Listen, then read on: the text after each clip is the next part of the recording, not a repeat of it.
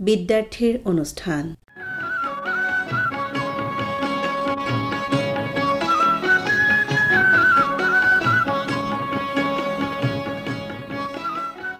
মৰমৰ ছাত্ৰ-ছাত্ৰীসকল, তোমালোক আটাইকে প্ৰীতি আৰু শুভেচ্ছা জনাই আজিৰ অনুষ্ঠান মুকলি কৰিছোঁ। আজি বিদ্যাৰ্থীৰ অনুষ্ঠানৰ দিগদৰ্শন শিতানত সাধাৰণ বিজ্ঞানৰ কিছু প্ৰশ্নোত্তৰ আলোচনা কৰিবলৈ লোৱা হৈছে। তোমালোকৰ বাবে এই প্ৰশ্নোত্তৰ যুগুতাই দিছে গোপাল বড়ো চৰকাৰী উচ্চতৰ মাধ্যমিক বিদ্যালয়ৰ অৱসৰপ্ৰাপ্ত অধ্যক্ষ নবীন গগৈয়ে। তোমালোকে শুনাচোন। ছাত্ৰ-ছাত্ৰীসকল মৰম ল'বা। আজিৰ পাঠত সাধাৰণ বিজ্ঞানৰ বিদ্যুৎ পাঠৰ পৰা হাইস্কুল শিক্ষান্ত পৰীক্ষাত আহিব পৰা কিছু প্ৰশ্নোত্তৰ আলোচনা কৰিবলৈ লৈছোঁ। তোমালোকে নিশ্চয় গম পাইছা যে 2024 বৰ্ষৰ হাইস্কুল শিক্ষান্ত পৰীক্ষাত সাধাৰণ বিজ্ঞান বিষয়ৰ প্ৰশ্নকাকতখন আগৰ বছৰবোৰৰ প্ৰশ্নকাকতৰ পৰা কিছু পৃথক হ'ব। 2024 বৰ্ষৰ প্ৰশ্নকাকতখনত দুই ধৰণৰ প্ৰশ্ন থাকিব। বস্তুনিষ্ঠ প্ৰশ্ন অৰ্থাৎ অবজেক্টিভ টাইপ কুৱেশ্যন আৰু বৰ্ণনাধৰ্মী প্ৰশ্ন ডেছক্ৰিপটিভ টাইপ কুৱেশ্যন। প্ৰশ্নকাকতখনত মুঠ 90 নম্বৰ থাকিব। ইয়াৰে 45টা প্ৰশ্ন অৰ্থাৎ মুঠ নম্বৰৰ 50% প্ৰশ্ন হ'ব বহু বিকল্প প্ৰশ্ন মাল্টিপল চইচ কুৱেশ্যন। 1 নম্বৰৰ পৰা 45 নম্বৰলৈ থকা এই বহু বিকল্প প্ৰশ্নবোৰৰ প্ৰতিটোৰ বাবে 4টাকৈ উত্তৰ দিয়া থাকিব।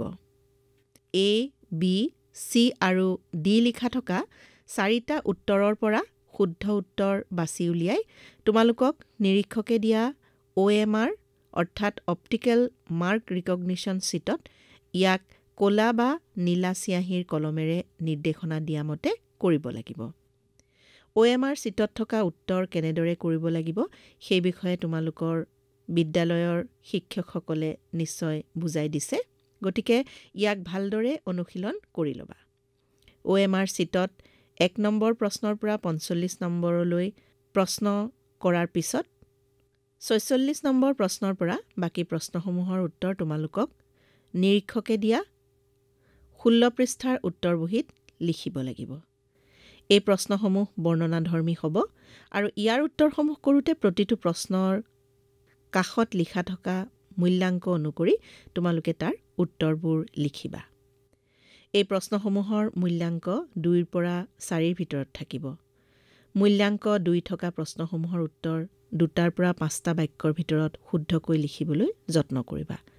আনহাতে 3 বা 4 মূল্যাংক থকা প্ৰশ্নসমূহৰ উত্তৰ কিছু দীঘলীয়া হ'ব যদিও 6 বা 7টা বাক্যৰ ভিতৰত শুদ্ধকৈ লিখিবলৈ যত্ন কৰিবা। বৰ্ণনাধৰ্মী প্ৰশ্নত মূল্যাংক থাকিব প্ৰশ্নকাকতত থকা মুঠ নম্বৰৰ 50% অৰ্থাৎ 45 মূল্যাংক। তোমালোকে পাঠটো ভালদৰে অধ্যয়ন আৰু অনুশীলন কৰিবা।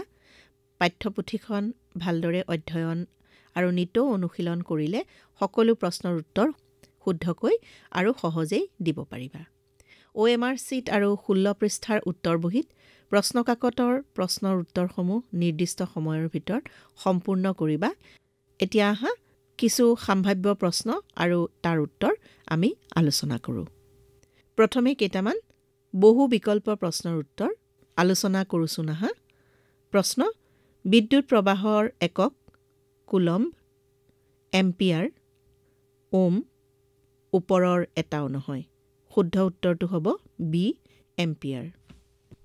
প্ৰশ্ন: বৈদ্যুতিক বৰ্তনীত বিদ্যুৎ প্ৰবাহ বেটাৰী বা কোষৰ এ ধনাত্মক প্ৰান্তৰ পৰা ঋণাত্মক প্ৰান্তলৈ প্ৰবাহিত হয়, বি ঋণাত্মক প্ৰান্তৰ পৰা ধনাত্মক প্ৰান্তলৈ প্ৰবাহিত হয়, চি ধনাত্মক আৰু ঋণাত্মক দুয়ো প্ৰান্তৰ পৰা প্ৰবাহিত হয়, ডি ওপৰৰ এটাও নহয়।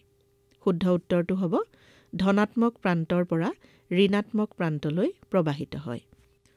প্ৰশ্ন: বৈদ্যুতিক বৰ্তনীত প্ৰবাহ জোখা যন্ত্ৰটোৰ নাম এমিটাৰ, ভল্টমিটাৰ, পৰিৱৰ্তনশীল ৰোধ মিটাৰ বক্স।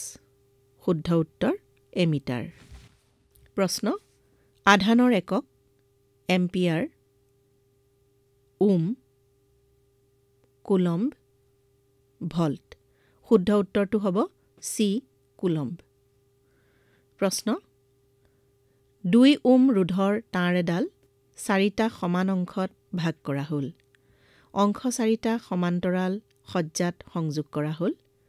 সমান্তৰাল সজ্জাৰ সমতুল্য ৰোধক আৰেৰে বুজালে 2 ওম সমানুপাত আৰ হ'ব A 16, B 1/4, C 1/8, D 1/10। শুদ্ধ উত্তৰটো হ'ব A 16।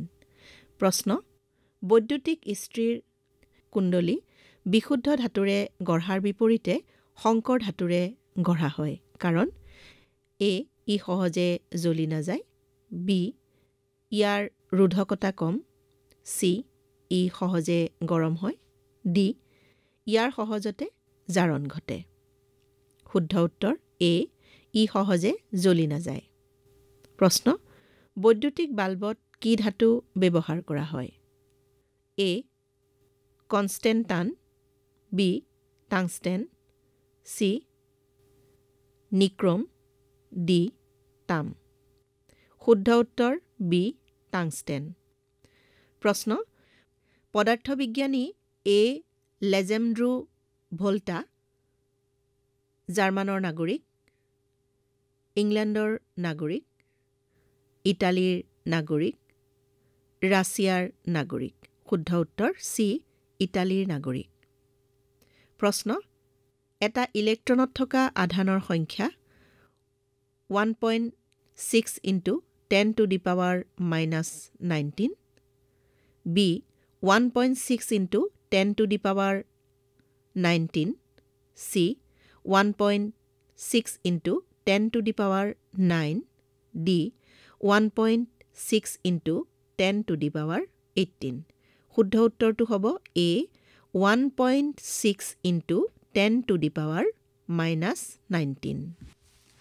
প্ৰশ্ন শ্বৰ্ট চাৰ্কিটৰ সময়ত বৰ্তনীত চালিত বিদ্যুৎ প্ৰবাহ যথেষ্ট পৰিমাণে কমি যায়, B পৰিৱৰ্তন নহয়, C যথেষ্ট পৰিমাণে বাঢ়ি যায়, D একেৰাহে পৰিৱৰ্তিত হৈ থাকে। শুদ্ধ উত্তৰ C যথেষ্ট পৰিমাণে বাঢ়ি যায়।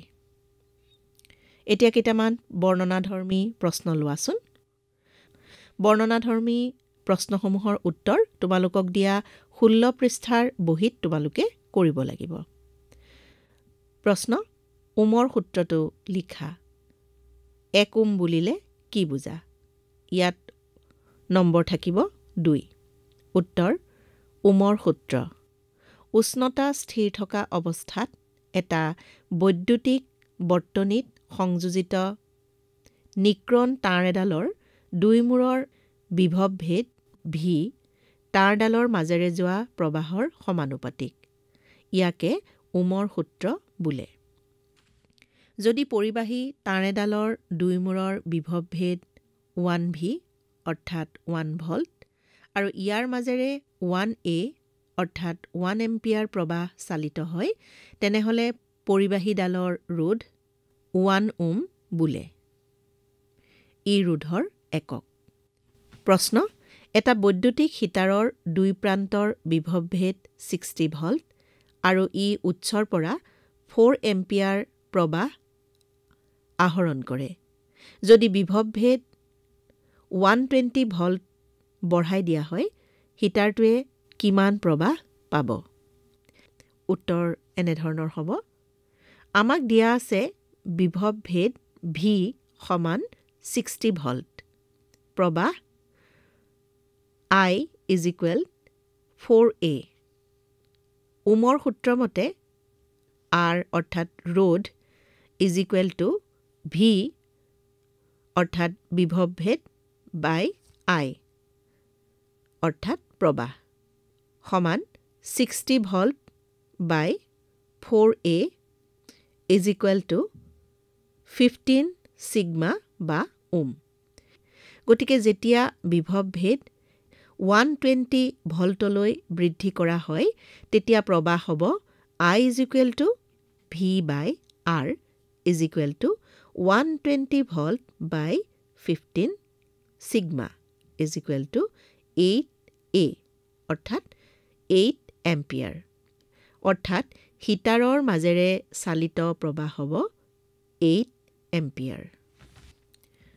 প্ৰশ্ন, এটা বেটাৰীৰ লগত বৈদ্যুতিক সঁজুলিবোৰৰ শ্ৰেণীবদ্ধ সজ্জাত সংযোগ কৰাতকৈ সমান্তৰাল সজ্জাত সংযোগ কৰাটো বেছি সুবিধাজনক কিয়? ইয়াত নম্বৰ থাকিব 2। উত্তৰ, এটা বেটাৰীৰ লগত সংযোগ কৰা বৈদ্যুতিক সঁজুলিবোৰৰ ৰোধ একে হ'লে প্ৰবাহৰ মানো একে থাকে। এনেবোৰ সঁজুলি শ্ৰেণীবদ্ধ সজ্জাত সংযোগ কৰিলে বিদ্যুৎ প্ৰবাহ বন্ধ নহয়। কিন্তু সঁজুলিবোৰৰ ৰোধ ভিন্ন হ'লে প্ৰবাহৰ মানো বেলেগ বেলেগ হ'ব।